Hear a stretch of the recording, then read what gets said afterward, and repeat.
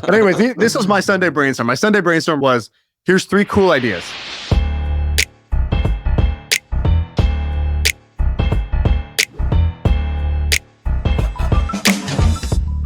Dude, let's do like a life update because frankly, you and I mostly talk to each other. I mean, we spend so much time on this podcast, we don't even like talk that much. I want to know what's going on with you and I'll fill you in on what's going on with me. I did a thing I've never really done before. It's not that groundbreaking. I'm sure you or many people have done this, but I hadn't. And Friday hit and I just put my phone in a drawer and I didn't touch it till this morning. So I had a no phone weekend, which was pretty awesome and very unusual for me. You're not good at that. Like you're hardcore about your phone. So tell me how that felt. It felt like withdrawals from an addiction. Like I would find there was like funny things. And then there was like little moments where I would notice it a lot more. Right. So like grabbing your pants all the time. I would just keep patting my pocket. Like I would put my kids in their car seat, shut the door, and I'm walking around the car to get to my side. And I instinctively am trying to check why do I need to check my phone in this 3-second break that I have walking around my car? It's pretty crazy. And there was just like 100 moments like that where I instinctively wanted to go and, just pull to refresh. Basically, I needed to go see a feed. It's like, I need to get my feed. And so, it was nice to do that. I found myself doing randoms. I was like humming a lot. I read a lot. I was just like, our kids are kind of picky eaters and we haven't really taught them to eat very well on their own. And so like we feed them every meal basically still. And so I'm sitting there and I'm feeding them. And normally I've got my phone, they've got their cartoons. We're basically all just cartooned up and I'm just shoving bites of mac and cheese in their mouth. And it really slowed me down. Like time went way slower, but not in a bad way necessarily. It was a lot more peaceful, I would say also was part of the upside of not having my phone. Did you use your computer or Apple TV or cable TV this weekend? Yeah, so the rule was I don't have to be like without the internet or without any entertainment. I didn't go Amish. I was allowed to watch TV and I was allowed to use my laptop if the opportunity presented itself. But on the weekends, I'm pretty much fully in dad mode. So I'm not really on the computer a whole lot. And even just the physical distance of like the computer that's in your pocket all the time versus, okay, I guess if I want to go on the internet, I'm allowed to. I'm allowed to go on Twitter if I want to, but I just have to go to my computer, open it up, type in the thing, and then like, I can only be on my laptop for so long, basically. So that was a very good break and something I'm going to do a lot more of because I don't like the idea of being addicted to something. And I would say by any definition, I'm completely addicted to my phone. If I don't have it, I kind of freak out a little bit. I'm like, I got to go get my phone. Hold on, wait. Whatever we're doing, I got to get my phone. I left my phone in the other room. I got to go get it. And it's pretty crazy that that's the case. Finding myself instinctively reaching into my pockets or like really wondering like, what time is it? Did somebody text me? It's like, who cares? I don't really need any of this. Did you follow the news? Well, that was, of course, the craziest thing is while I'm not on my phone, my wife was like, oh my God, Trump got shot. I'm like, oh man, this is the one thing that like the craziest news in the world happens, testing my resolve here. And so I did get on my laptop a little bit later and check out what was going on and read all the crazy stuff. But I stayed off my phone, so that was good. Have you ever heard of No Fap November? Yeah. So I like how you just said that as if it's like a scientific phenomenon. Like you were like, have you ever heard of mitosis? It's when the cells split. Like we're just gonna rebrand it. Like, have you ever heard of non-FAP November? Well, so like I think that's a great movement. And they like mix it with humor or whatever, but there's like a reason, whatever. And so basically for people who don't know, it's just guys who don't jerk off for November. And I don't know if the rules are you can't have sex or if it's just masturbation. I don't know what the rules are, but I don't know. Never made it past day 2, so couldn't tell you. Yeah, clearly not into it. We gotta have a cute, funny brand for like no phone, weekend no phone or something like that. You know what I mean? No scroll Sundays. No Scroll Sundays is good, but a lot of my Jewish friends and family, they do no phones from Friday evening to Saturday evening, and they all say the same thing. There's like, this is the best. Like it's wonderful. So we have to like do a take on that, and we'll have to have like some type of a cute way to do like Friday to Sunday no phone. Right. Have you seen people who raw dog flights? Yeah, dude, that is so funny. So explain what it is for people who don't know. It's so funny. So raw dogging a flight is what I think it's mostly men. So men are like, I can't imagine a girl would ever care to do this. So raw dogging a flight is when it's like when a guy goes on like a Delta plane, and you know how like when you fly, you see the plane going across America, and that's all you see, and it's guys who will just stare at that for the entire time. No music, no phone, no books, no movies. They just raw dog it, and I think it is the funniest thing going on right now. I love raw dogging flights. Yeah, exactly. I think it's hilarious. I'm big on this though. This control your inputs. I think in all facets of life, right? Control the foods that you put in your mouth. Control the information you put in your mind. Control the people you let in your world. Control the number of problems you are willing to make your problem. I think that is probably the most underrated skill you can have as somebody who's trying to lead a good life, is learning how to control your inputs. So we're doing like a little bit of life update, and I was going to say that's one of my updates is I am not really reading the news a lot, and I'm honestly like I don't have Twitter on my phone. The news, man, particularly this weekend when a lot of crazy stuff went down, it is exhausting me. And like current events, I find it wears me out, and I'm trying to refer like mostly to books when I want like entertainment, as opposed to just scrolling through news. It kills me, dude. It wears you out. 100%. And I used to get a lot of shit for this. I don't watch the news. I never have a news app on my phone. I don't follow like news social accounts typically. Obviously some news just brute forces its way into your world. That's kind of what happened this weekend with the shooting and stuff like that.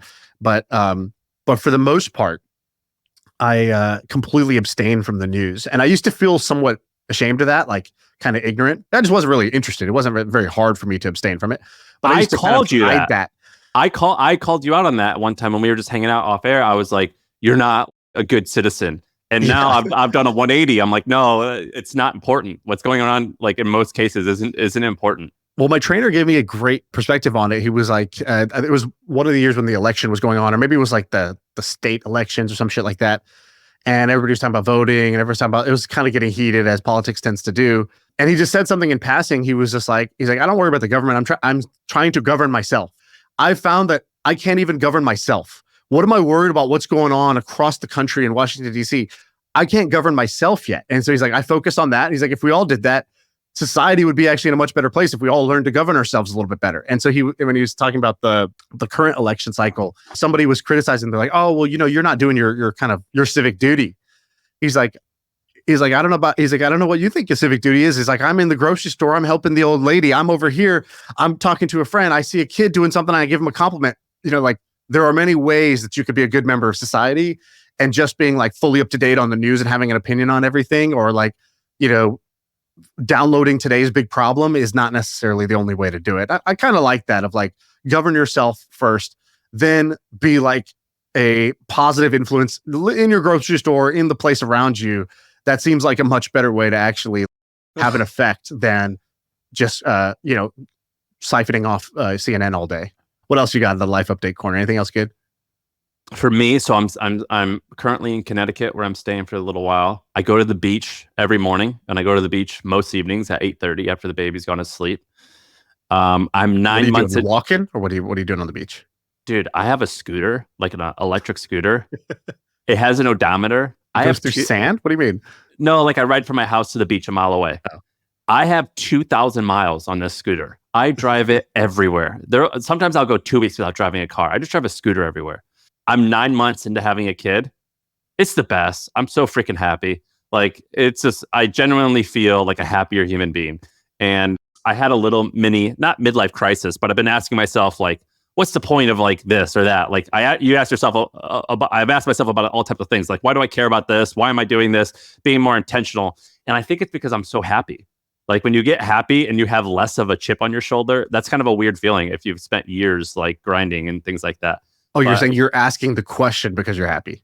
Yeah, because I'm happy. I'm like, why am I doing this or that? Like, you know what I mean? You start questioning things. So I'm really happy right now. So that's kind of like the biggest update from me. All right, guys, really quick. So back when I was running The Hustle, we had this premium newsletter called Trends. The way it worked was we hired a ton of analysts and we created this sort of playbook for researching different companies and ideas and emerging trends to help you make money and build businesses. Well, HubSpot did something kind of cool. So they took this playbook that we developed and we gave to our analysts, and they turned it into an actionable guide and a resource that anyone can download. And it breaks down all the different methods that we use for spotting upcoming trends, for spotting different companies that are going to explode and grow really quickly. It's pretty awesome that they took this internal document that we had for teaching our analysts how to do this into a tool and are giving it away for free that anyone can download. So if you want to stay ahead of the game and you want to find cool business ideas or different niches that most people have no idea they exist, this is the ultimate guide. So if you want to check it out, you can see the link down below in the description. Now back to the show. I'm with you. I got two things. I saw a great Seinfeld clip the other day, and it said it was Seinfeld talking, and he goes, "You know why I believe in God?" And the guy goes, "Why?" He goes, "God made it so that people who don't have kids don't know what they're missing, and that's the nicest thing they could ever do for somebody." And I thought, oh wow, that's a really like powerful way of putting it, because I'm the same way. Like I just my cup feels incredibly full just because of what's going on in my house, regardless of really anything else. Which, not to get too sentimental, but it's pretty awesome. And for everybody who's out there on the fence or wants to wait or whatever, it really is amazing. And it is a hard to describe phenomenon, how good it feels to just, especially like your kid's pretty young, right? She's only 9 months, less than a year old. Once they're like 2, 3, 4, and you can play with them, it is like such a golden period of time. I do have a life story here, a little life hack. What's that? So we go to a kid's birthday party. And so there's a bunch of 3 and 4-year-olds running around, and it's at a park, and it's like a park with like a splash area where there's like water coming out of the ground. And we show up, and I noticed something. I noticed that there's like all the parents are standing on one side, kind of like standing in the heat, sweating, trying to get shade, just kind of like, kid runs up, needs a drink of water, they give him water, and then the kid runs back and plays. And the parents are all making sort of awkward small talk with each other. And you can just see they're looking at the watch. They're ready to get out of there. It's like, okay, we'll be here for an hour, then we got to go do the next thing. And so my kids run in, and I'm like, I just see like, while we're walking up to the party, I see like a fork in the road. It's like I could take the right path and I can go hang out with these parents, or I could just go run around with my shirt off in the splash pad. And so, wait, was this during No Fap Weekend? I chose the road less traveled, and I went down to the splash pad, and I had so much fun. And I just played with my kids. I'm up in the playground. We're going to the splash pad. We're playing tag. We're doing like water, like kind of like water fight. And I just have a blast. 2 hours go by. I look over. All the other parents are still just sweating and waiting. And what I realized was like the great parenting hack, because before I had a kid, I did read a couple of books about like, what to expecting when she's expecting or whatever, like, how to be a dad. I want to be good at something. I'll read a couple of books and see if there's any good information in there. I now have a book that I'll write, which has one line in it, which is, don't worry about being a dad, just be a kid. And the best part about kids is that they keep you fresh. They keep you playing. You have to act like you're astonished and things are fascinating to get them excited about things. And actually it kind of makes you excited and it makes you more curious because you're doing that for them.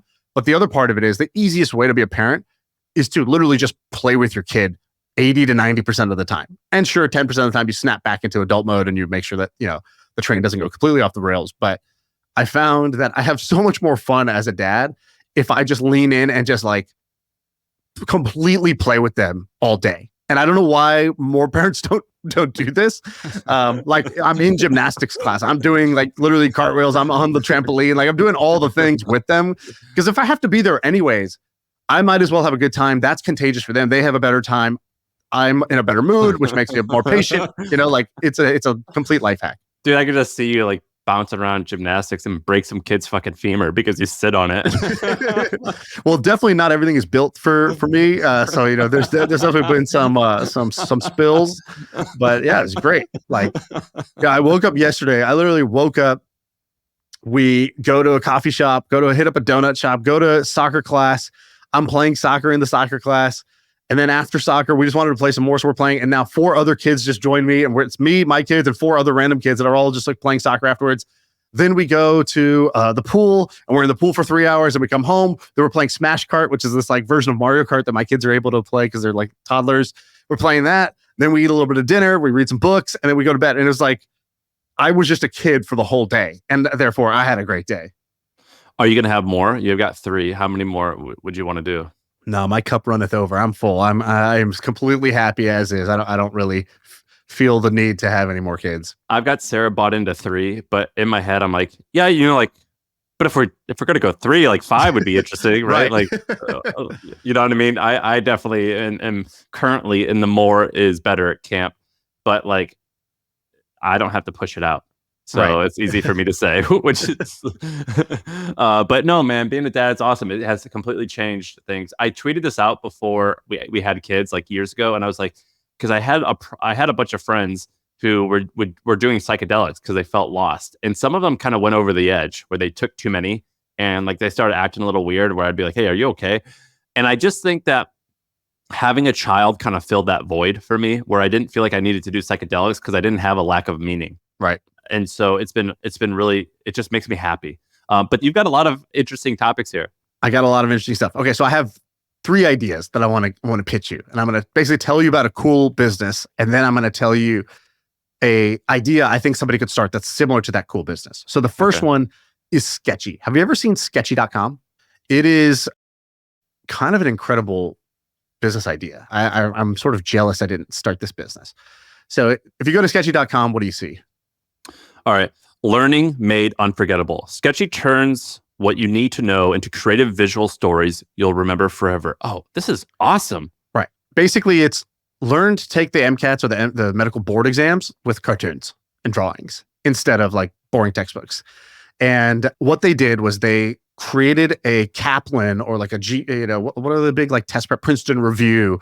They created a test prep type of business, but they did 2 things. One, they focused on a specific niche. So basically med students. So before you get into medical school, you want to take the MCATs, or after you're in med school, you're going through your medical classes and then eventually the boards. And second, the twist was they were like, cool, but some people will prefer to learn in a way that's way more visual and way more sort of like visual friendly, easy to remember rather than kind of traditional learning. And I love this because that's how I like to learn. That sounds more fun, sounds more interesting. And there's actually like a bunch of science around why we learn better through visuals. So the same way we talked about last time about jingles, how audio, like a catchy earworm, is a much better way to remember something. So it's basically storytelling in cartoons to teach you things, specifically for doctors, for test prep. And do they make all of the cartoons and you pay a monthly fee? Yep, that's exactly Got it. All right. And so this business, I saw this, I was like, wow, this is a great idea. There's also just like a cool business. It's like a cool thing to do with your life. It's kind of like Khan Academy when the guy's like, yeah, actually, like, I just kind of want to make like a course for everything on the internet for free. And it's just me kind of talking and writing things out and trying to explain things. I'm a pretty good explainer. And that's how he, started just explaining things to his own nephews or whatever. And then he published on the internet and people liked it. And so I really like this business because I think it has like a cool mission. I think it's a cool business model. And I think that it's a fun product that I'm glad exists. And what's the business model? Because it looks like educators use that. So how's it work? Do they work with schools? I'm sure they do a bunch of things. My thinking is that this is, it's very simple. It's you're a student who wants to pass an exam. That's the bleeding neck problem, right? That's the highest urgency problem. And so they're going to... Is bleeding... Yeah, I probably can't say that anymore, huh? Is bleeding neck problem your... No, it used to be hair on fire. That's what Dave McClure said. And then somebody said bleeding neck. I like that too. Oh my God. All right. So I think that's the thing. Somebody wants to pass a test. They need help studying for it. They see this and they're like, oh, this seems like more fun to do than the other way. And you pay, something like $25 to $50 a month for this, and you sign up for a 6, 12, or 24-month plan. And then you go through it, you're like, wow, that was actually a really useful way to study. And now the next test happens. Maybe it's your board exam, or maybe it's just a really hard course in med school. And so they have like kind of the supplemental thing for anybody on their like med school journey. Wow. And the only article I could find about them is in 2020, where it says that they were doing, I think, $8 million in revenue. And then did they also raise 30 million bucks? Yeah, they raised 30 million bucks. It says on their website that 500,000 students have used their thing. That's a lot. That's a big number. But I think a business like this is set to dominate a niche. And I think that test prep is a proven business model. This takes a 20% twist on it, which is the visual cartoon thing. And by the way, what an amazing name, sketchy.com. I think that's such a awesome name for a business like this. I think this is a great business. Congrats to the people who did this. I think this is really cool. So now, what's the idea? So I tried to convince, do you remember Dylan and Henry, the guys behind Clips or Smart Nonsense and Clipped? These basically, if you don't know them, they're young guys. We met them because they came to our house and built out our podcast studio. They were fans when of they were podcasts. in college. And then what they started doing was they had their own podcast and they would cut clips. They would cut clips for our podcast. Then they started cutting clips for All In. So right when All In blew up, they were the ones doing the animated clips for them. And so they got popular there. Then they created an agency called Clipped where you can hire like a video editor from them. Like a video editor in the Philippines is a really good animator who can, for a monthly fee, be your animator. And that business is doing well. So I got to kind of like low 7 figures of annual revenue. And then they started using their own animators to do their own YouTube content. And they both blew up on YouTube. And so like Henry has like, I don't know, millions of subscribers now on YouTube, and he'll just do like really short form animated shorts videos. Are really good. Like I've never seen someone take shorts that seriously. So for the listener, it's basically him talking, and he got a green screen behind him because you see all these weird, interesting animations pop up to interact with him and what he's saying. Right. It's awesome. And so those guys are awesome. I really see a lot of myself in them. I don't know how old they are. I think they're like 25-ish years old. And they remind me so much of how I was when I was 24, 25, 26. And so I really like these guys. And I think they do a bunch of dumb shit, by the way, but that's okay. I did so much more dumb shit when I was their age. They're way ahead of where I was.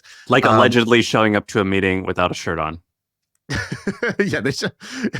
Well, you can tell that story. That's a good story. I don't remember if it was them, but that seems like something in the wheelhouse. In their genre.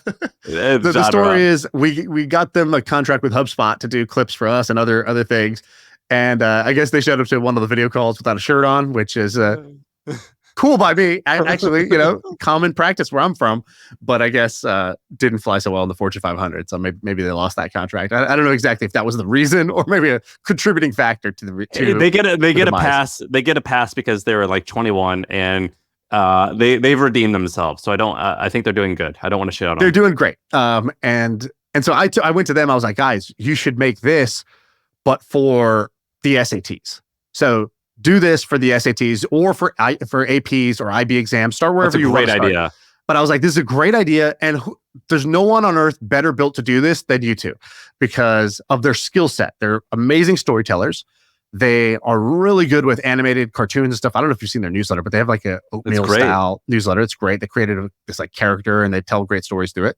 I'm like, dude, just do that. But instead of doing it for free for random subjects on the internet, charge for it and do it for something that people are willing to pay for, which is test prep. Like people need to pass this test to move on to the next phase of their life. Why would they not do that? That sounds so much better than, I was in the newsletter business. The newsletter business is hard. This sounds way better. And I tried to tell them, I was like, guys, if that's okay or good, this is what great would look like in the same genre, like the same work you're doing, just applied in a different way. And they were like, we agree with you. But we just don't want to do it. We're going to have more fun doing this other stuff. Like, we don't know what, but maybe these other 3 ideas. And I was like, hey, honestly, more power to you. Like, that's actually cool. I support you guys in that. But now I can give the idea away for free out here, which is like, I wrote them a business plan. I wrote them like a Google Doc. And I was like, here's how I would do it. Here's how we'll go to market. Here's how we'll charge for it. I'll fund it. Like, just do this, guys. This is how you disrupt a Kaplan or a Princeton Review is you take your black belt that they have in social media content. Like they are top 1% level content creators, but instead of competing for free views in the free market of social media, apply it in this place that's like really backwards and stodgy and hasn't changed in 30 years, which is test prep for the SATs or test prep for the GMATs or whatever. And And so I think somebody could still go do this. I think somebody could take Sketchy and do it in another niche. You could do it in whatever it is, dentistry, nursing, whatever. And I'm sure Sketchy will try to do some of those things. It doesn't matter. I think this pie is big enough. And I think if you just take the principles of what they did, I think you could have a lot of success with it. So that's idea number one. What do you think of that idea? What was Sketchy? So that's actually one of the better ones that we've talked about. But Sketchy wasn't always sketchy. What were they doing before? Because they launched in 2013. Or did it take 7 years to get to 7 million in revenue? Because that's a pretty... I don't know. I don't know their full backstory yet. And then I see, of course, Chernin Group is the one who put 30 million into him. I'm like, God damn it. Everything I find that I'm like, ooh, this is cool. This is interesting. I'm ahead of the curve. It's like, oh, like, Chernin funded us, a year ago, right? Like we did an episode on the gardening guy at Epic Gardening. And I'm like, dude, this guy can be big. Actually, this could be really huge. I'm trying to tell people, and they're like, what, gardening? I've never heard of that. And I'm like, I go to him, I'm like, hey, dude, I will write you a big check. Like, let me fund you. I really believe in you. He's like, we're all good on funding. Chernin gave me I don't know, whatever, 20 million bucks like a year ago. It's like, oh, damn. Wow. How are they ahead of me on all of these? I'm going to give this a 9 out of 10. I think this is great. I think this is awesome. All right. I think Sketchy is a great one. Now, the next one, Babylon Bee. Yes. Have you lived under a rock a little bit? I'm not saying this is new, but I don't think for most people, they really appreciate this. So if you haven't seen this, it's a satirical news site. So it's like The Onion, but it's just like a variation of The Onion. They have been around for a little while, but they just seem to be getting more and more popular. And I think a big part of it is that Elon retweets them a lot. And so if you're on Twitter, you see them because A, they put out good content, but B, they had a turbo boost from the most popular guy on Twitter. And so I've seen this and I'm like, wow, this business model is really interesting to me. It's a media company, but it's got such a different approach, right? So the way a media company grows is you make content that's worth spreading. And so there's a tension there for most companies because you need to write what's going on. You want to be trusted. But then you kind of need to clickbait the shit out of everything to get people to click and come to your site. And so you're constantly in this too much clickbait. I kind of lose trust. Too much just trust and factuality. Too much dryness. Nobody clicks my thing. Nobody shares this. Nobody reacts to it. Nobody gets outraged and reposts it and says, this is bullshit. And then that's what gets people to share. So you kind of want to outrage people or you want to get them to share something, but then you don't want to be overly sensationalist. So they always have this tension. And by the way, so I ran a company that was a media company that made money on advertising. And I hated that feeling that you're describing. I thought email would solve it, a newsletter instead of a website, which it did. It actually helped solve it. The news that comes to you. Yeah, it helped. And then, but I was still mad at that existed. So I thought subscriptions will solve that. So we launched a subscription thing that within year one was doing $5 million in revenue. Still doesn't solve it. You still got to do the same game. A newsletter monetizes so much better than just a general news website. So you could have 1 million subscriber newsletter and that business should be doing $5 to $10 million a year, I would say. Broad strokes, 1 million subscribers should get you, 5 million plus in revenue. If you do a news website and you get 1 million visitors a month, that ain't shit. That ain't shit. You might not be doing anything. So the Babylonian Bee or whatever, the Babylon Bee, these guys they'll do 25 million plus visits to their site. The biggest newsletters in the world don't have 25 million subscribers, right? So or readers. So it's a different game. It's a volume game when you're trying to make a media destination versus a newsletter. Anyways, I guess the thing I'm trying to say is an underrated part of these media sites is this tension, this inherent tension between trust and viral kind of spreadability.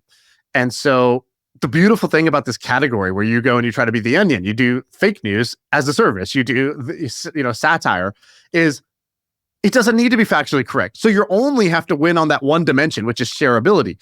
And in this case, people will share because it's funny. And it'll share because it strikes a chord with people. And that's why this has spread so quickly. And so the backstory of this is I think it started by one guy, and then he kind of sold it to the two writers of it. Well, you're missing a big part here, which is, so The Onion, which is a satire website, although most satirical websites are left-leaning, this one is right-leaning. I think also has a Christian component to it a little bit. Yeah. So whereas many of these things tend to be left of center, this is right of center. Exactly. So that's where I'm going to get to with the opportunity. So the guy who started it, he calls himself a Christian entrepreneur, right? And he started off doing Christian cartoons. And then it became, now the guys who write it, it's more just about, it leans more conservative than it does the other way. But I think there's a lot more, like the world is not just liberal and conservative. There's like 100 other variations and segments of the market that could be served with this same category. So I'll give you two that I think somebody should go do. So I think somebody could go do the far more right-wing version of this. So I think that this, like super right. So these guys I think are conservative, but they're still kind of like more centrist than they are full right. But like if you go read like Dredge or Infowars, like there's a whole appetite in the world for like really really far really far right-wing stuff. So I think you could go do that. But here's another angle altogether. It's not political at all, which is just do The Onion, but only for fake news articles that appeal to just like the millennial mom. And because like, the millennial mom follows a certain set of news subjects. So you maybe it's a little bit less on sports, but maybe they watch The Bachelor, so they understand The Bachelor memes. Maybe it's that they are following the Taylor Swift stuff. Maybe it's that they're following whatever topics are of interest. Do The Onion for that category because it's a very valuable category. And by the way, this might exist already. I have no idea. I don't even know how you search for this, but I think that would be a very successful version of The Onion. That's not or of the Babylon Bee, which is not political at all, but it's the same thing. It's poking fun at a certain set of popular subjects, but make those popular subjects a different customer than the one who reads The Onion or the one who reads the Babylon Bee. Here's why I know that's that's true about the millennial mom. So we had this couple over that have a 1-year-old over to our house, and the kid started crying. And so I go to grab a bunch of toys to like entertain him and like show him off. I'm like, oh, I bet you haven't seen this thing. And I start like using this puppet or whatever. And the mom is like, yeah, we have this toy, we have that toy. In fact, all of the toys that you have, we have the exact same ones. And I'm like, well, you guys just clearly follow like the same like 3 people on Instagram and you read the same blogs. So you have bought all of the same stuff. And like, I couldn't impress this kid. I'm shocked at how the millennial mother, like there's probably like 6 buckets and it's like just a different persona for each thing. But for each bucket, it's like, you just buy all of this stuff, read all of this stuff. It's so interesting. Do you know what I mean? Yeah, exactly. But I think every segment's that way, right? I think there's a Joe Rogan bro version of that where it's like, oh, let me guess. Your favorite podcast, Rogan, Huberman, right? Let me guess, you cold plunge. Let me guess, you do this. Let me guess. And you could kind of predict their life if you know 1 or 2 things about them. And there's, I don't know, a giant cluster of people that will fit that description. Not everybody, of course, but there's a giant cluster of people. And that's kind of what you need when you're doing media is you need a giant cluster of people who kind of have a taste match. And so I think you take that business model, apply it to a new segment. And again, this might already exist. It doesn't really matter. You don't have to be the first. You just have to be successful at it, which means just do a good job at it. And I think the way to start this, by the way, would just be Instagram. You just make an Instagram account. You don't even need a website, and just make an Instagram account that's doing these kind of like funny news things. Like there's a version of this in sports that I follow, where they just post like funny sports, like fake sports headlines that make fun of the NBA. And I think that can be done so many times over. And I think it's probably one of the easiest ways to build a media business. You know what's interesting is the guy who started the Babylon Bee, you said he sold it. His website, his personal website, it's called adam4d.com. It's all dedicated to webcomics. It's just a webcomic website, which is intriguing because that's similar to what, what's his name? Dylan and Henry do. Yeah. Who owns Babylon Bee now? I think it's those Seth and Dan. There's like I think the main writers now. It says in 2018 he sold it to them. He kept a stake until 2023 when he sold the remaining stake to the Dylan brothers. Do you know who owns The Onion? Oh, isn't it the guy who started Twilio or something? The guy who started Twilio. So instead of like rich billionaires, they like to. Jeff Bezos bought the Washington Post. One of those Facebook guys bought, I forget, some other one. Mark Benioff, I think, bought Time.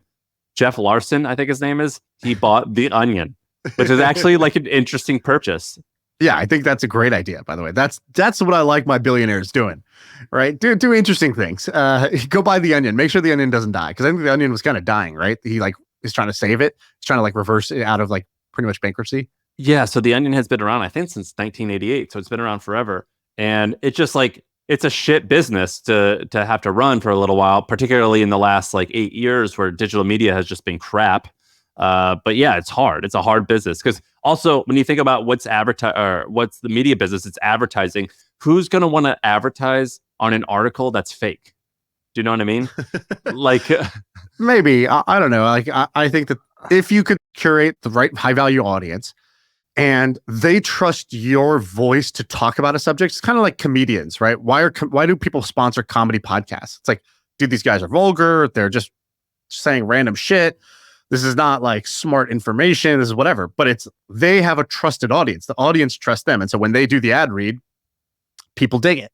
That people trust them because they've kept it real on all these other subjects. So I think you could do it there. I think there's not that big of a gap between, a comedy, brand and a comedy podcast, for example. Yeah, I think the difference is that a lot of people think that the Babylon Bee and stuff like that, I think they think that real. They're real. And they share them as if it's real. Do you know what I mean? Yeah. Like, that's actually a massive issue. Let's do the last one. Toxic tampons. Yes. So I saw this tweet about a TikTok that went viral. So there was a TikTok of a woman walking through kind of like a store, and she's in the tampon aisle, and she's talking about, you see all the big brands, you see Tampax, you see whatever. And 5 million people saw this video because Berkeley released a paper basically saying, hey, the popular tampons all have like toxic metals, arsenic, and other contaminants in them.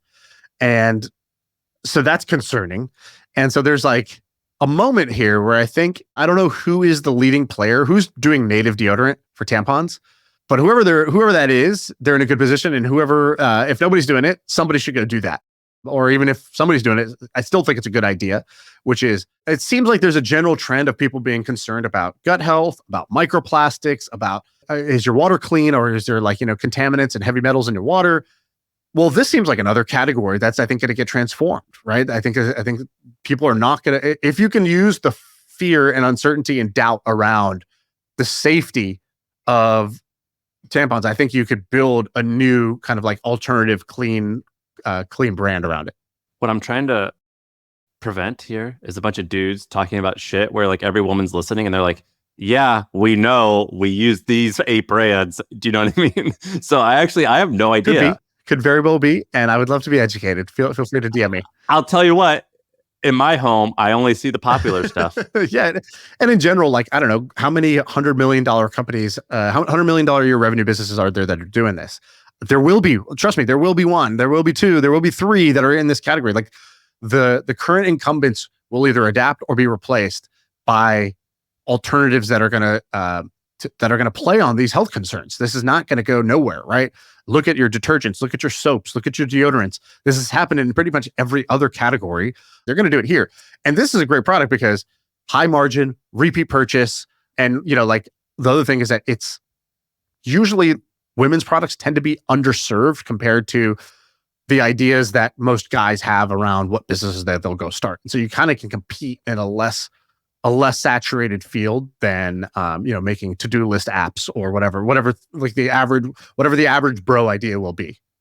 Yeah, and what's interesting is that with a lot of these brands, like they'll be like, I need to come up with some innovative new thing. And our friend Moyes, when he was selling native deodorant, the buyer of the company was like, well, how are you going to expand? He's like, well, can you write the word native on some all natural shampoo? And they're like, yeah. He goes, that's how you're going to expand. Like, do you guys have a printer to do that? Yeah. Would you guys be able to type this? If I give you the font, could you type it on a shampoo bottle? Yeah. All right, sweet. We should be good then. Yeah. And so with a lot of these brands, you don't really need like a significantly more innovative thing other than you have to be able to make it clean enough that you can accurately describe it as a better for you alternative, but it doesn't need to be a significant thing. And it's not like native deodorant was original. There was plenty of people selling it. They just weren't savvy go-getter entrepreneurs. They were like hippies, who were selling it on Etsy. And in fact, let's do this. Go to Etsy and look up tampons. Let's just see what's available. I like how you're making me do it, so I get targeted for these ads. All natural. There we go. Getting some interesting results that are not exactly what I'm looking for. Is an all natural tampon really like a cup? You know what I mean? Yeah. Not that natural. What I found, but we can take this out. So I find this one, right? The Honey Pot Company, 100% organic, regular tampons, unscented, organic cotton with bioplastic applicator, no chlorine, no pesticides, no fragrance. I'm like, oh, great. In. Review, first review. Very good coffee. Recommend it. What the hell's going on? All right. Looks like we still got some work to do with this idea. Wait. Go back to that. What's going on with them? Why is that like that? I think it must be that the shop has other products in it, and that's for the shop. It's like reviews from the shop, not the product. Yeah. Okay. The shop has herbal teas and other things too. A tampon coffee company. Yeah. But anyway, this was my Sunday brainstorm. My Sunday brainstorm was here's 3 cool ideas. Sketchy, which is doing visual learning in the medical space. The Babylon Bee, which is taken off as a satire news website for kind of conservative political news.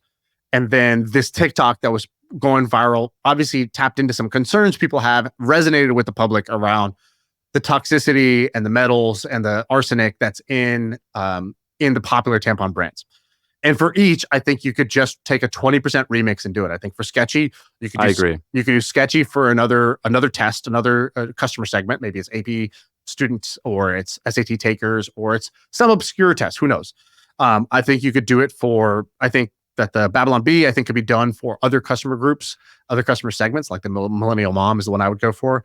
And third would be this do native deodorant for tampons. And maybe there's somebody doing it, but this is my Sunday brainstorm of 3 ideas that maybe they're not great ideas, but they'll at least get the wheels turning in your brain. That's kind of the promise I have here. I think we got to keep your phone away from you from other weekends. This is good stuff. Yeah, exactly. This is what happens when I don't have my phone. I want to talk about one more thing. I don't want MFM to like talk about politics because I don't think that's fun. And I think this is like a little bit of an escape. I was going to start the podcast with, Sam and I have both sold newsletter businesses, so we feel pretty qualified to chime in here on what's going on in our country. And that's how every like business and tech podcast is. They're just like, as a venture capitalist, where I've spent my career, investing in early stage tech companies, I just feel pretty qualified to talk to you about what's going on in the Supreme Court right now. It's maddening, man. That's maddening. And I don't want to become that. But I saw that you're into Teddy Roosevelt. Well, I went down this rabbit hole, right? So I'm like, the crazy Trump stuff happens, and I'm like, wow, that's crazy. He got shot. I'm like, I wonder how many presidents have been shot at. So Can I tell you? Wait, let me. Don't answer that question. But let me tell you something. Why I'm happy. I have read not only the biographies of all of those presidents, but also multiple books on each assassination. And one of my. So this is why I'm happy that you're able to talk about this. I've walked into your wheelhouse. I've stumbled into your wheelhouse. Welcome home, Shaan. Wait, one of the reasons, and this is a trivia question that I would ask people all the time. How many presidents, and name them, who have been assassinated? Virtually no one gets the second 2. The first 2 are easy. So, okay, easy assassinations that I can remember. Let's say Lincoln, Kennedy, right? Those are easy. Yeah. Let's see. What are the hard ones? McKinley, because he died right before Roosevelt. So that was I think Roosevelt was the VP, right? Is that how that happened? He became president? I don't remember exactly, but they're in the same ballpark. I don't know if Roosevelt was the VP, but he could have been. Okay, so we'll leave it there. He could have been. And then you're right. By the way, I'm looking it up. Yes, good job. The last one I wouldn't have got, but I see it here in the notes, is Andrew Garfield. I wouldn't have got that one. And both of those guys, when they got shot, it was a very solvable problem. So basically, up until like the 1910s or 1920s, we didn't really believe, or we didn't know that germs were a thing. And most of these guys, when they got shot, and then you go digging around with a dirty surgeon's hand or a dirty instrument, and they get infections, and that's how they died. Exactly. So like McKinley died, like, I don't know, 8 days later of gangrene caused by the wounds, not from like the bullet itself, hitting him in the heart or something. Garfield died like 6 weeks later. So I was pretty mind blown. So basically, I want to know how many presidents have been shot at, either hit or missed, but a gunshot has been fired at them. Do you know the number for this? I think it's 7 or 8 or 9, like right around there. 13. Oh my God. And there's only been 6 presidents, something like that. So it's basically a 10%. More than that, 25% chance of being shot at if you're a president. Dangerous. That's insane. Dangerous job. Insane, right? And then of those, 4 have died. The crazy one that so there's actually 2 that I found pretty interesting. So I tweeted about one of them. I didn't talk about the other one. Can I tell you about the 2 that I found that were pretty interesting? This is me. Can just I guess? Beginner level on Wikipedia. So I know it was Roosevelt. Was the other one Andrew Jackson? Jackson, yes. Yeah. The Jackson one is crazy. So here's my understanding. Hard. Fill in the gaps for me. So The story is Jackson is going to a funeral. He's 67 years old. He walks with a cane. He's a kind of an old guy, and he's not very popular. He's walking. He's at the funeral. He's walking into the funeral, whatever. And a guy approaches him with a pistol, and the guy shoots at him. The gun goes off, but the bullet doesn't come out. It's a misfire. So the powder explodes, but the bullet doesn't leave the gun. And Jackson becomes angry, charges at him with his cane, swinging at him with the cane, trying to beat him up with his cane. He almost beat him to death. He almost beats him to death. Well, there's conflicting reports. One is he beat him up, and the other one's he misses. And so I don't know which one's true. And then the guy takes out a second pistol, does the same thing, shoots him with the second pistol, also misfires. Other politicians who are there jump on him, kind of tackle the guy, and they then take both of the guns. And they're like, man, that we got lucky that this guy, or maybe he didn't really mean to do it. Are these fake guns? What happened? We heard the gun fire, but no bullet hit. And so then they shoot the gun again, and the bullet comes out, and both guns were actually functioning. And they basically said that the odds of both pistols misfiring and jamming like this was like 1 in 150,000. That's what they estimated. That's insane. Like the odds of that happening are so low. That's pretty crazy, huh? And here's what's even crazier is when up until probably the 1960s after JFK, Secret Service wasn't really much of a thing. So the Secret Service wasn't a thing. I don't think it was a thing when Garfield got shot, which I think was at 1900 even or so, maybe late 1800s. When JFK got shot, there was only like 150 Secret Service agents. It was not big. And the budget was tiny, and they were overworked and tired all the time. And when Andrew Garfield got shot, I have to look at the date. 1881. 1881. Lincoln was shot 20 years prior. You could still, after Lincoln got shot, you could walk into the White House and schedule an appointment. Anyone could go see these guys. And when Garfield got shot, he was walking from the White House to a train. Him and a buddy were just walking, and someone walked up and shot him. It was insane how like you could get away with all this stuff, and it's wild to think about that. So the Teddy Roosevelt story was the one that just blew my mind. So the Teddy Roosevelt story goes as follows: he's supposed to give a speech. He's having dinner. He leaves the dinner. He's getting into his car, and as he's walking up to his car, a guy comes up to him and shoots him, and hits him right in the chest, and Roosevelt got lucky for two reasons. I'm sure you already know. What are the two reasons? I believe the first one was he had his speech in his chest, in his chest pocket. A 50-page speech printed out and rolled up into his jacket pocket. And the second reason, I think, is that he was strong. His chest muscles were just like, he was a buff dude. Okay, no. The second one was he had his glasses case, which was made out of steel. So I was making that up. The bullet went through both of those. So it went through the speech, it goes through the glasses case, but it kind of took a lot of the heat off of it, and it still hits him in the chest. And the story's crazy. So his secretary was an ex-football player and just tackles the guy, and then he's like, people are swarming. He's like, no, bring him to me. And he's like, I want to look him in the eyes. And they bring the guy up to his face, and he goes, why did you do it? And the guy doesn't answer. And he's like, all right, forget it. Take him away. He's like, but no violence on this guy. Like, I don't want this guy hurt in any way. Like, I want him, through the judicial system. So I put him in the car, and I guess he's like a hunter and like an anatomist, like a casual anatomist. And so he's like, I'm not. They were taking him to the hospital. He's like, I'm not coughing up blood. I don't think it's hit my lung. So I think the bullet's lodged in there, but I think it's okay because it didn't puncture my lung or my heart. And so he's like, take me to the speech. So he goes and he delivers like something like a 50 to 90 minute speech.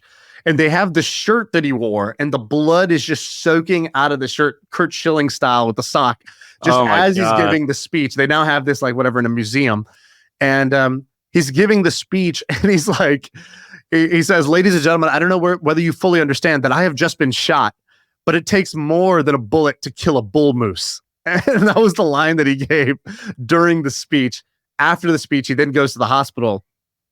And they're like, they take the x-ray, they see the bullets in there, but the technology wasn't that good at the time. They're like, look, we could try to take it out, but it's risky. I think this is how McKinley had just died. Well, the technology for the x-ray basically was sort of invented for Garfield. So I forget what the scientist's name was, but around the World's Fair time, they were trying to invent X-ray, and Garfield got screwed up, and they were like, dude, we've heard that you have this thing. Can we be your test patient? You got to find this bullet on Garfield. And so like the X-ray basically it kind of was being developed because of this one or two examples. Well, in the end, the doctor decided just to leave it in because they're like, it's too risky to take it out. And so he lives with it for the rest of his life. And people asked him, they were like, do you still have pain from that? And he's like, it doesn't bother me more than if it was a bullet sitting in my pocket. What a badass. Did you know that he was partially blind? Because Roosevelt was a crazy person. So he liked to box, and he was a man's man. And like, there's a story where I think it was one of his aides, but a professional boxer would come in and he'd be like, oh, you like to box? No, he would invite people to spar him in the White House, right? He'd be like, prove it. Let's see. Like, you like to box? Let's box. And he would box with these guys, like professionals. And he would like make people get out and they would spar. Well, one time a guy, I think it was his aide or a partner of his, like damaged his eye. And so one of his eyes was blind. And during the boxing match, he was like, hey, look, we can't tell anyone about this. Like, no one can know that we were fighting it here. Otherwise, I'm going to get in a ton of trouble. So he didn't tell a lot of people, but he was blind in one eye. Yeah, he had a detached retina from the boxing match, and then he switched to judo and jiu-jitsu instead. He like couldn't get enough. There's also, I guess, some story. It was hard. I guess when he was born like with some condition where his organs were like too small for his body or something like that, right? Isn't there something like this? And that's why he was so active. So he was born with like a bad. They were like, you're probably going to die young. And so they told his parents he'll probably die as a teenager, and he'll be in bed most of the time, and he'll die as a teenager. And so that's why he was so invigorated with life, because they were like, he expected to die, and B, his father was like, we have to get you strong. You have to be strong so you can survive. And so he wanted to exercise and do all this stuff so he could live. Right. And so that's one of the reasons why he was so active. Yeah, this is like the tip of the iceberg. I think there's a bunch of other crazy stories about Teddy Roosevelt. Also, the teddy bear named after him. Didn't know that. After him. I believe it's named after him because he was known for hunting bears and stuff like that. And so one group was like, hey, we'll take you hunting. Turns out they had a bear like chained up to a tree or something. And Teddy like sees this poor bear. He's like, no, guys, this is not how we do this. You got to release that bear. And so it was something involving that story involved him having the teddy bear. They call him a bear or teddy bear. He didn't like being called Teddy either. Yeah, I don't think people call him to his face, but there's a whole book called The River of Doubt. And so basically The River of Doubt, you read you hear that title and you think, oh, that has to do with you making good decisions or bad decisions and doubting your decisions. No, there was a river called Doubt, I think in Brazil, that had never been explored. After he was president, he was like, well, I'll go figure out let's we got to like map that out. Let's make a map. I'll do it. And so he goes and he does this river for weeks or months or something like that. And he almost dies. And this is just him wanting to explore. There's all these crazy stories about him. Like a lot of people accuse him of starting a war just so he could go and fight because he had it was called the Rough Riders. It was his own crew of like these military folks. But no, him, DMX, who else? Had their own anthem. Teddy was pretty hard. Teddy was an interesting guy. And by the way, he lost the election. After the guy gives his speech with a bullet in his chest, he ends up losing to because I guess he had his own he was a third party candidate at this stage, which is pretty crazy. He was an interesting guy. His wife died giving birth. And so the same day that his daughter was born, his wife died. And then in the same house that day, his mother died. And he has this story where he said he used to journal every day. And that was one day where he wrote in his journal, he goes, the light has left my life. And that's all he wrote. And it's a very touching story. And then he goes on this tear where for the next year, he's crazy active. And they go, why are you being so active? And he writes, ceaseless action outruns depression. And so he was basically like doing all these amazing things in order to outrun the sadness of that day.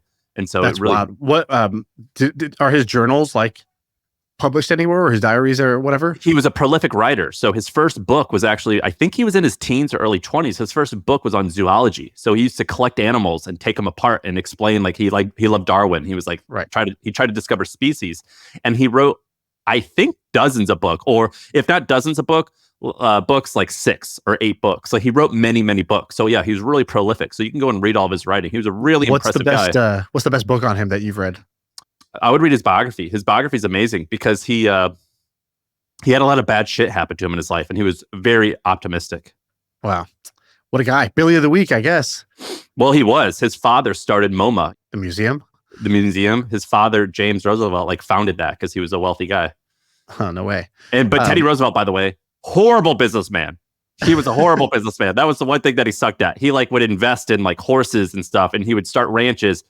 Really bad businessman. He blew a lot of money. Was he a good dude overall or a bad dude, right? Because he's definitely like a sort of man's man in all these interesting ways and has legendary feats. He really lived a very interesting life, but character-wise, was he a good guy? I've never read anything about him besides this. I think he had strong character. I have one massive critique of him, and this is when where the phrase "all great men can be bad men." For example, he wasn't, I felt, the most present father. So when his wife died, he goes to North Dakota or whatever to do his thing, the Badlands to do his thing. He left his newborn daughter for a year and a half. And you could say maybe he was suicidal, depressed, and he's I got to get away. And you could argue that. But he kind of wasn't always around for his daughter, I felt. But in general, he had high character. Yeah, he was a good dude. Interesting. All right. Well, I think that's a fascinating podcast. I'm so glad that you have this. You and Shane Gillis, by the way. Why is Shane Gillis such a history PhD? He has a history major. He studied history. I'm a biology major. Couldn't tell you 3 things. How does he know? He knows a lot about history, too much about history. Yeah, he knows way more than me. He has a good series of history podcasts, and he's really talented at it. I think it's really fun to read stories. So you'll read in the biography about Andrew Jackson beating up this guy, and you're just reading it, but then you could take this other thing of put yourself there, and you're that's hilarious, or not hilarious, but that's wild. That someone would do that. And so it's fun to read in between the lines and actually imagine some of these stories. It's just, I think it's fascinating. I think it's also cool to avoid the mistakes that people make and just copy the winnings that they do. So I don't read any biographies, but I read a lot about people, and I don't know what a word for this is, but I basically will study the ideas and kind of core plot lines, but I don't care where they grew up, how they grew up, who they grew up with, what the scene was like, what their family life was like. I don't really care about a lot of those things. And so I find myself fascinated by people, but I really want to know their philosophy and then the action of how they implemented that philosophy, the stories of them implementing that philosophy or living up to that philosophy or failing on that philosophy. That's really all I care about, which is a very weird subgenre of studying history or these people. Well, let me give you 2 recommendations. So the first recommendation is a book called Manhunt, The 12-Day Chase for Lincoln's Killer. The reason it's interesting is because you've heard the name John Wilkes Booth. That's the guy who assassinated Lincoln. He's an intoxicating character. He was sort of like a cult leader. He was a famous actor, not quite, but almost like Brad Pitt at the time, where everyone recognized him. He was a celebrity? He was a celebrity, and he was a bad dude, crazy racist. He was a horrible guy, but he definitely had this intoxicating, I want to follow you to the death type of vibe, where he was really charismatic and he entranced people. And so the Lincoln assassination, by definition, was a conspiracy. It was a group of 30 people who worked together to make this happen. To do this. Yeah. And he was gone for 12 days. So they assassinated Lincoln, and he escaped for 12 days, and he almost got away with it. He was very close to getting away with it. And so the 12-day manhunt, the 12-day chase for Lincoln killers is a book about the 12-day manhunt. And it's a very good page-turning read. It's very easy. The second one is Hellbound, and it's about the assassination of MLK. A lot of people don't know this, but James Earl Ray, the guy who shot MLK, and MLK was a great dude. He had some downfalls. He cheated on his wife a bunch, but he was a net positive. He was a great guy in general, but he had flaws. Well, James Earl Ray shot MLK, and he not only did he escape, he escaped for months. So basically, when he shot MLK, he escaped to I think he shot him in Memphis, and then he drove all over America. Then he went to Quebec, and then he went to Europe. And when he was in Europe, he was flying around from country to country. And the only reason he got caught was he was in London on his way to Rhodesia, which is basically South Africa. At the time, it was run by a racist regime. And he was like, they're going to accept me with like wide arms because I just killed MLK. They're going to love me. He gets through security. Once he walks through security, the security guard who lets him in, he says, thank you, sir, and looks down, and he sees that he has an additional passport in his pocket. And they're like, whoa, dude, why do you have 2 passports? And they pull it out, and they're like, oh, shit, the one you gave me was fake. I just got the real one. And he was seconds away from getting away from all this. He was gone for roughly 6 months. He was gallivanting all over Europe. He was all over Canada. He was very close to getting away with it. And a lot of people don't realize that about that story. And that book, I believe, is called Hellbound. Also a page turner. So if you want to read about assassinations, those are my 2 favorite assassination books. Dude, we should make a, like Blue Ribbon when you were a kid or whatever. Like, we should just have our own list of like books that we think are awesome and some commentary around them. Like, I wish we just had our own. We should just make a separate YouTube channel of just us doing like a book club or doing like read a book, talk about it, and curate for people like the books that we think are just like really unbelievable books for the year. Yeah, I would love to do that. Those 2 rank really high. Those are some of like I go through series. So like I got obsessed with shipwrecks. So I read like 10 books all on shipwrecks. So I could tell you like, in my opinion, what are some of the coolest shipwrecks. And then I did assassinations of famous people.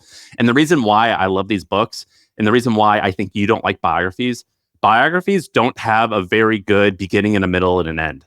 Right. Whereas I try to read books that are about an event. Because an event typically has a beginning and a middle and an end, where it's it's more succinct as opposed to 1,200 pages. And so I like books that are on events, particularly events in America, so I can relate a little bit more. All right, this was fun. I'm glad we did this at the end here. That's the pod.